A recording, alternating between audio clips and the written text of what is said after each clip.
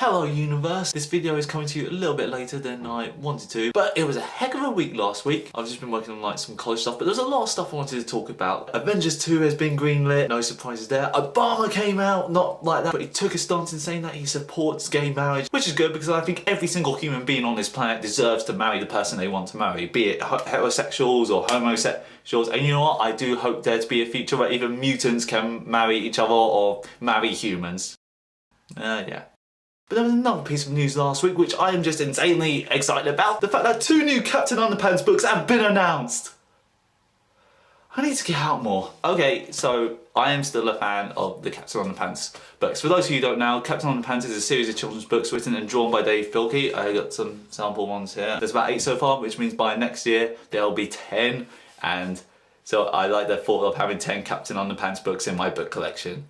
I'm weird. The story is about these 2 4th graders named George and Harold who spend their time, who are a bit of troublemakers, but you know, in a light-hearted way, and they spend their time creating comic books about Captain and Captain Underpants. And they have a really mean principal named Mr. Krupp, and so George and Harold decide to hypnotise Mr. Krupp and turn him into Captain Underpants. So throughout these stories, Mr. Krupp turns into Captain Underpants whenever he hears the sound of fingers snapping. And these 3 characters just go on the most amazing adventures imaginable. Like the last few books have dealt with time travel and parallel universes, and as a massive sci-fi geek, time travel and parallel universes are very important to me. The stories I absolutely love, the characters I absolutely love, the villains are just so amazing, like the 3 aliens who come down to try and take over the world, and to do that they dress up as cafeteria ladies. Or Melvin Sneely, that smug little boy who thinks he's so smart that we all kind of knew in school, and who ends up turning into a supervillain himself in the form of the bionic booger boy. And on top of that, in the last couple of books, George and Harold became friends with a bionic hamster and a pterodactyl!